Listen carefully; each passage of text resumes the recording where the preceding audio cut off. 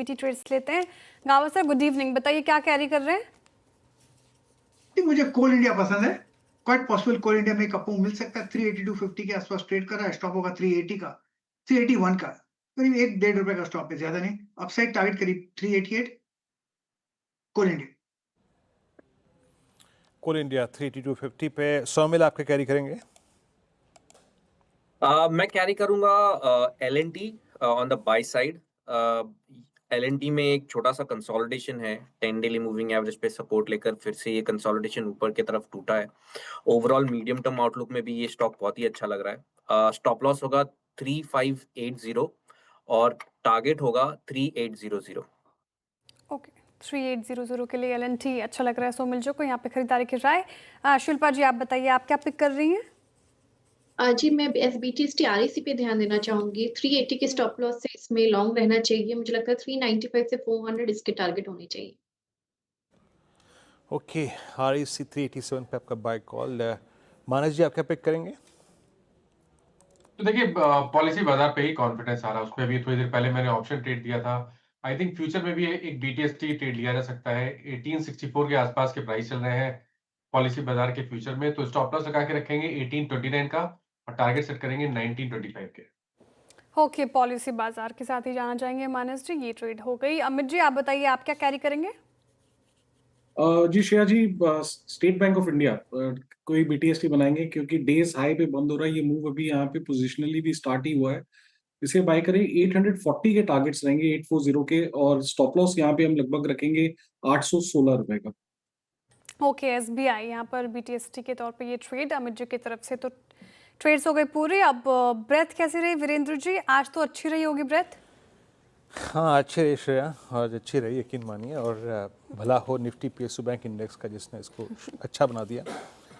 और short covering तिनके का सहारा, डूबते हुए को तिनके का श्रेया, कन्विक्शन अगर लौटेगा तो धीरे धीरे लौटेगा श्रेया। अगर किसी भी दिन 200 पॉइंट का अगर गैप अप हो गया तो समझ लीजिएगा कि गिन के 20 मिनट में सिंक हो जाएगा। आपको ऐसे ही शॉर्ट कवरिंग के सहारे बड़े एवरेज को रीगेन करके, छोटे एवरेज को रीगेन करके अपने कन्विक्शन को लेके आना पड़ेगा। Let's see. एक चीज़ हमारे फेवर में थी, जानते हैं क्या? आप ओवरसोल्ड थे, और दूसरी चीज़ बहुत सारे फैक्टर्स प्राइस में थे। अर्निंग्स आ चुकी हैं, 50% का टैरिफ और ही लग चुका है लगभग, तो सब कुछ था प्राइस में। बस चिंता का विषय श्रेया यही है, वो जो बेच रहा है ना FIIs, जो 1,83,000 कॉन्ट्रैक्ट शॉर्ट लेके बैठा हुआ है, उसके मन में क्या चल रहा है, वो शॉर्ट अभी भी क्यों है, वो है चिंता का विषय। ब्रेथ आपकी स्क्रीन पे आएगी लॉन्ग 110 लॉन्ग्स हैं, और that's I think still positive. मतलब अगर आप कंपैरिजन करें शुक्रवार के, तो वो बहुत भयभीत कर देने वाला एनवायरनमेंट था। 56 में शॉर्ट कवरिंग, कंसिडर्ड फिगर्स करीब 166 की, शॉर्ट लगभग 44 में और 11 में लॉन्ग अनवाइंडिंग।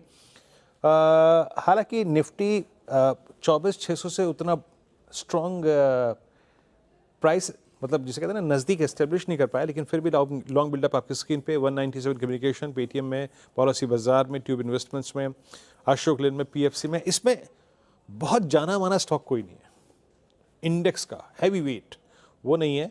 तो स्टिल ये इंस्टेंसेस मिल रहे हैं कि आज की इस तेज़ी के पीछे बड़ा कारण शॉर्ट कवरिंग है। ये देखिए सुप्रीम इंडस्ट्रीज़, टाटा मोटर्स का केस दूसरा है। नंबर्स खराब थे, कुछ फ्रंट पे कुछ बारीकियाँ अच्छी थी, बट स्टॉक की प्लेसमेंट बहुत नेगेटिव थी, तो वहाँ से कवरिंग आई। हालांकि किसी ने सोचा नहीं था, कोई अगर मुझसे ये कहे कि भाई मुझे मालूम था ठोक बजा के कि ये चलेगा, ना कह नहीं सकते आप।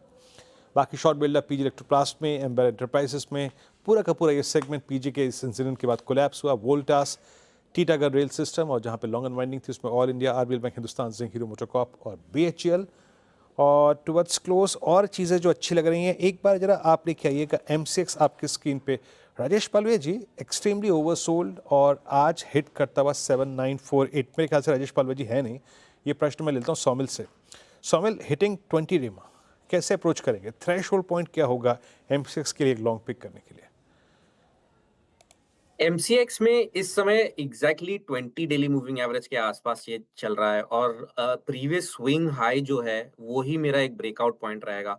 जो प्रीवियस स्विंग हाई है वो 8060 पर है, और 8060 के ऊपर अगर क्लोजिंग मिल जाती है तो मुझे लगता है कि एक बहुत ही बढ़िया ब्रेकआउट मिल जाएगा और यहाँ से फिर दूसरा जो लेवल है in the very short term वो 8560 का एक शॉर्ट टर्म टारगेट बन जाता है।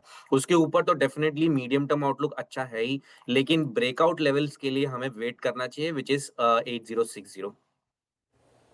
ओके 8060 ब्रेकआउट लेवल ये है M6 का, उसके लिए थोड़ा सा इंतज़ार। और जो कुछ और काउंटर्स की बात करें जो डेज हाई पर क्लोज होने की तैयारी कर रहे हैं, इनफैक्ट आप देखिए अपोलो हॉस्पिटल हम लगातार चर्चा भी कर रहे थे इसकी, इस स्पेस में अच्छी खासी बाइंग ट्रेंड माइनस जी ने सुझाया भी आज के सत्र में। Jio financial, Tata Motors, Adani group के शेयर्स में आज तेज़ी, अडानी इंटरप्राइजेज भी देखें आप, इसके अलावा SBI, साथ ही टाइटन डे हाई तो नहीं लेकिन ठीक ठाक तेज़ी के साथ क्लोज होने की तैयारी कर रहा है फिलहाल।